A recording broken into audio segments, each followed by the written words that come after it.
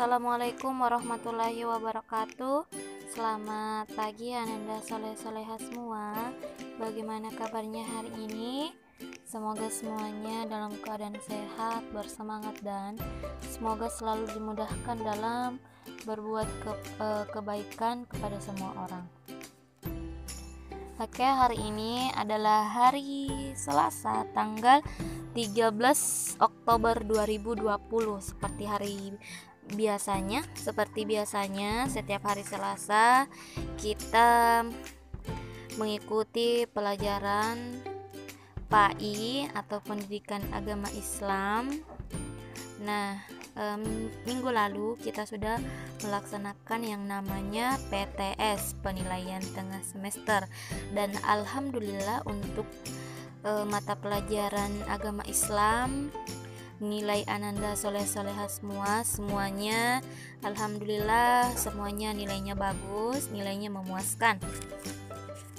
Oke, jadi hari ini kita lanjutkan pelajaran kita, pelajaran kelima, yaitu sholat kewajibanku. Sebelum kita mulai pelajaran hari ini, Ananda semua jangan lupa untuk berdoa semoga kita senantiasa dimudahkan dalam memahami pelajaran hari ini, dan semoga Allah meridhoi segala kebaikan dan segala kegiatan yang kita kerjakan untuk hari ini. Oke, Ananda soleh-soleha, silahkan dibuka bukunya pada halaman 55. Salat sebagai ibadah kepada Allah Subhanahu wa Ta'ala. Tahukah kamu apa arti salat? Nah, apa itu salat? Ada yang tahu apa arti salat? Nah, salat artinya doa. Selain itu, salat juga diartikan sebagai serangkaian ucapan dan gerakan tertentu yang dimulai dengan takbir dan diakhiri dengan salam. Nah, jadi salat itu diawali dengan niat.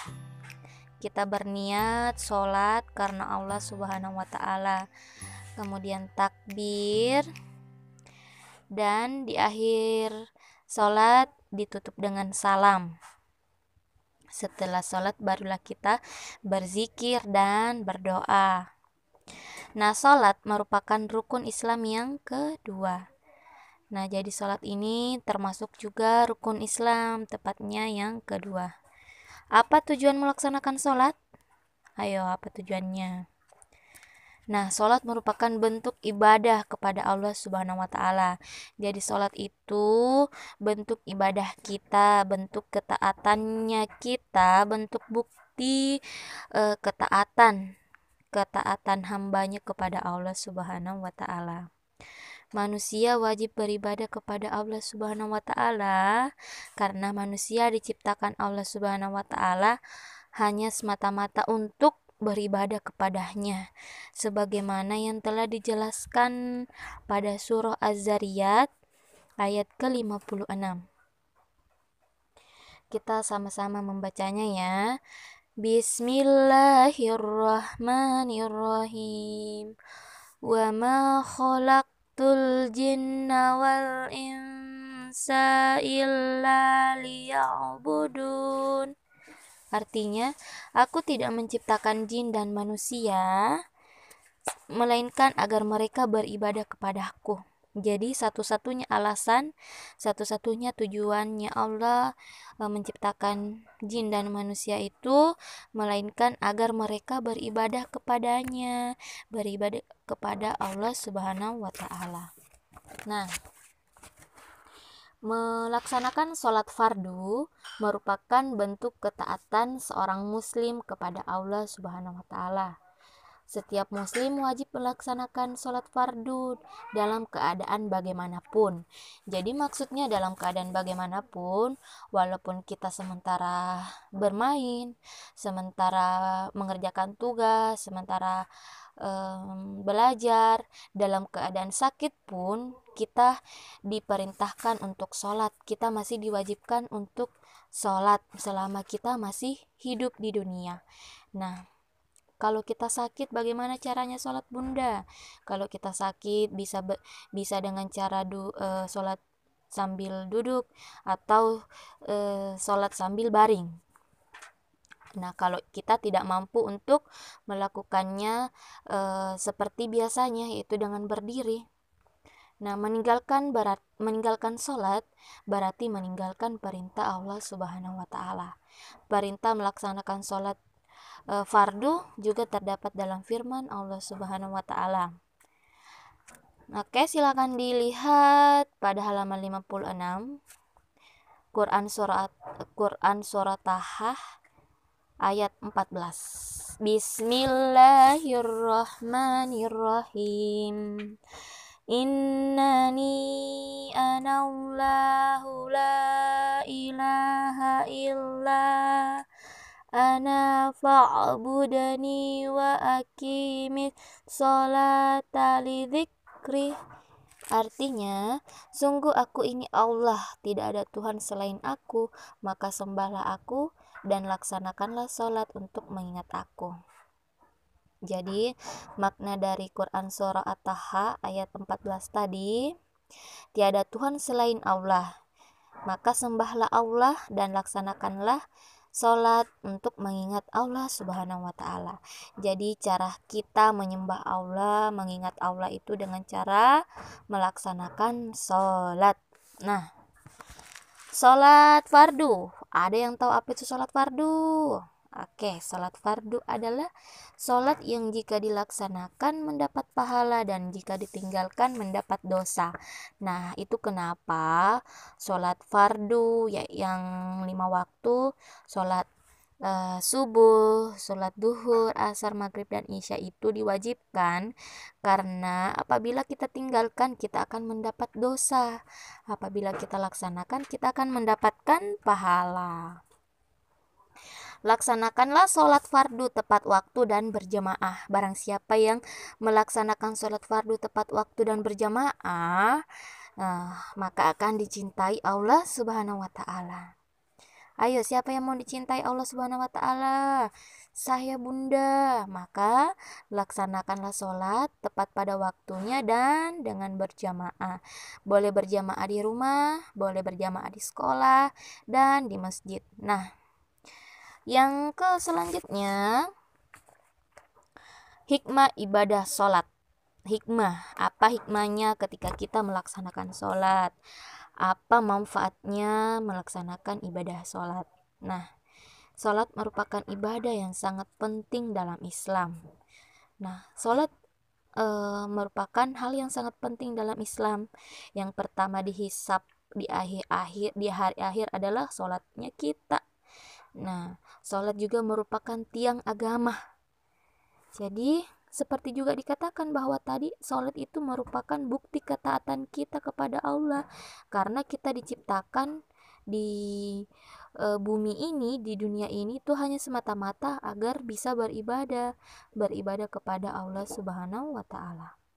Nah, hikmah yang pertama adalah selalu ingat kepada Allah. Nah, kita selalu ingat kepada Allah. Anak yang rajin melaksanakan sholat akan selalu ingat kepada Allah. Anak yang selalu ingat Allah akan mendapat pertolongannya. Jadi barang siapa yang mengingat Allah akan mengingatnya. Barang siapa yang selalu mengingat Allah akan memberikannya pertolongan. Nah, jadi jangan lupa ya nak, itu sholat fardunya tetap selalu dilaksanakan dalam keadaan apapun, dimanapun Ananda berada. Oke, yang kedua melatih ketaatan dan kedisiplinan. Ya, jadi sholat juga melatih ketaatan kita, melatih kedisiplinan kita, baik kepada Allah, kepada orang tua, kepada ustadz bunda. Nah, itu dapat melatih sholat yang kita laksanakan itu dapat melatih kedisiplinan kita. Kedisiplinannya nanti yaitu kepada Allah, kepada orang tua, disiplin ke ayah bunda, kepada bunda ustadz. Nah, yang ketiga melatih kepercayaan diri dan kejujuran. Kenapa melatih kepercayaan diri?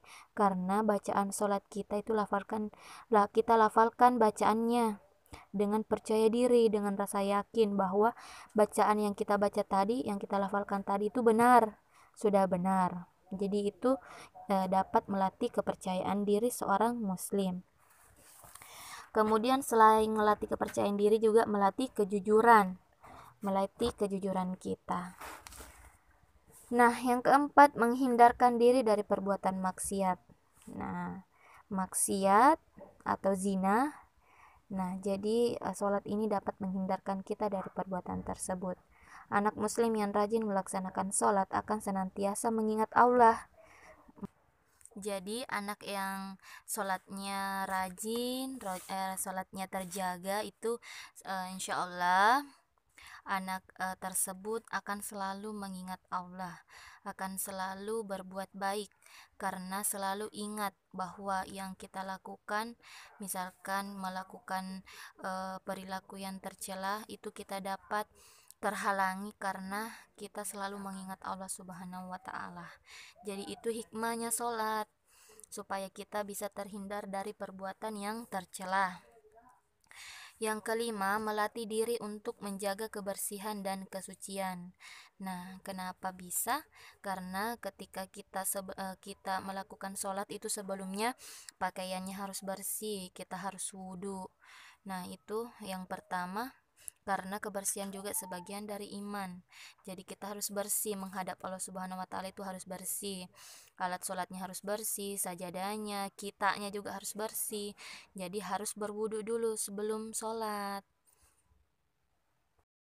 Nah, selain melatih kita untuk supaya selalu bersih, menjaga kebersihan, sholat juga dapat menghindarkan kita dari penyakit. Jadi semua gerakan yang kita lakukan dalam sholat itu semua ada hikmahnya, hikmah bagi kesehatan kita juga. Nah, yang keenam, menjaga kebersamaan. Nabi Muhammad SAW memerintahkan umatnya untuk melaksanakan sholat wajib dengan berjamaah di masjid. Nah, kalau sholat berjamaah itu sholat bersama-sama. Nah, jadi kenapa hikmah dari sholat itu yaitu menjaga kebersamaan, karena dari sholat berjamaah yang kita lakukan, misalkan sholat berjamaah dilakukan di rumah, itu dapat dapat meningkatkan kebersamaan kita dengan keluarga. Kalau di sekolah dapat meningkatkan kebersamaan kita dengan teman-teman. Jadi kebersamaannya dapat terjaga dalam sholat. Nah, Allah Subhanahu wa Ta'ala berfirman, sesungguhnya sholat itu mencegah dari perbuatan keji dan mungkar, dan ketahuilah mengingat Allah, yaitu dengan sholat itu lebih besar keutamaannya dari ibadah yang lain. Jadi sholat merupakan yang paling utama yang kita kerjakan, karena ibadah kepada Allah Subhanahu wa Ta'ala. Jadi barang siapa yang selalu menjaga sholatnya, insya Allah akan selalu dijaga sama Allah Subhanahu wa Ta'ala, dijaga supaya selalu berbuat yang baik, terhindar dari perbuatan maksiat, terhindar dari siksa api neraka. Masya Allah, siapa yang mau masuk surga, maka laksanakanlah sholat ya, jangan ditinggalkan sholatnya. Jangan biasakan diri melalaikan sholat, tidak sholat subuh, malas sholat duhur, malas sholat asar, lebih baik pergi bermain. Nah, itu tidak bagus. Kita harus selalu menjaga sholat kita, karena itu merupakan tujuan kita diciptakan di bumi ini, di dunia ini tuh kita diciptakan hanya semata-mata untuk supaya bisa beribadah kepada Allah Subhanahu wa Ta'ala. Oke, Ananda Soleh-Soleha, untuk hari ini tugasnya ada 2. Ayo berlatih pada halaman 56 dan ayo berlatih pada halaman 58. Oke, sekian dari Bunda untuk hari ini. Ananda Soleh-Soleha, pesannya Bunda, sholat 5 waktunya, sholat fardunya harus selalu dijaga dimanapun Ananda berada. Harus selalu dijaga itu sholatnya, bagaimanapun keadaannya, sholat harus tetap dilaksanakan. Oke, syukron Ananda Soleh-Soleha. Bunda mohon maaf jika ada penjelasan Bunda yang kurang jelas. Jika ada yang kurang jelas silahkan dijapri ke Bunda ya. Oke, Nanda Soleh-Soleha, selamat mengerjakan tugasnya, selamat belajar, semoga dimudahkan menyelesaikan tugas yang Bunda berikan hari ini. Sampai jumpa. Assalamualaikum warahmatullahi wabarakatuh.